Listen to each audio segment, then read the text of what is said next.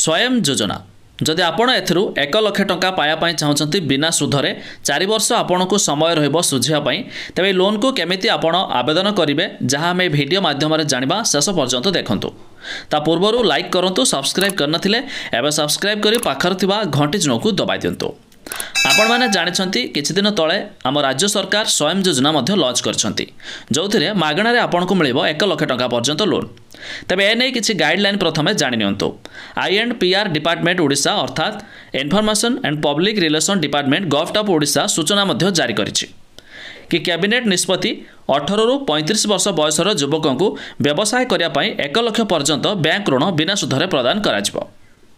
स्वयं हेउछि स्वतंत्र युव उद्यमी एही योजना रे 18 रु 35 वर्षर युवकों को बा युवती को व्यवसाय करिया पई 1 लाख पर्यंत बैंक ऋण बिना सुधरे प्रदान करा जाय। हेले जानि रखंतु ए योजना रे राज्य सरकार प्राथमिक पर्यायर उभय सहरांचल और ग्रामांचल 1 लाख युवक युवती को सामिल करने को लक्ष्य रखिछंती। तेबे ए योजना रे ए लोन को पाया पय हेले हम राज्य रे मिनिमम 5 लाख 10 लाख लोक आवेदन करेंगे किंतु प्रथम पर्यायर देखंतु 1 लाख युवक युवती को सामिल करा जिवो। एहा छड़ा एथिरे आवेदनकारी को ऋण पाई कोनोसी बंधक बा प्रोसेसिंग फी देबाकू पड़िबो नाही। 4 वर्ष आवेदनकारी माने मूल ऋण मध्य सुझी पारिबे।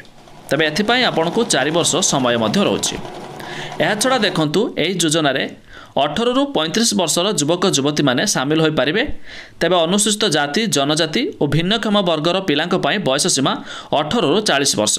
तेबे 5 वर्ष आपनको एज रिलैक्सेशन बढ़ी जिवो जेमिति कि जनजाति अनुसूचित जाति और भिन्नक्षम वर्ग पई। एहा छड़ा आवेदनकारी परिवार कालिया योजनार टंका पाउथिबे किंबा आपण बीएसके योजनार सामिल होइथिबे एवं सामानक वार्षिक पारिवारिक रोजगार 2 लाख रु कम होइथिबो तेबे आपण एथिरे आवेदन करि पारिबे।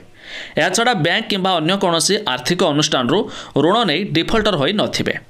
एबे आपण माने भाबुथिबे आमे एथिरे आवेदन केमिति करिबा।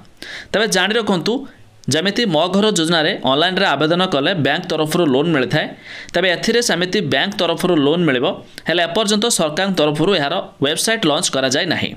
तेबे खूब शीघ्र यार वेबसाइट आसिले आपण माने अप्लाई करि पारिबे आ बैंक तरफ मध्य 1 लाख ऋण पाई पारिबे से भी बिना सुधरे 4 वर्ष समय रहिबो सुझिबा पाई।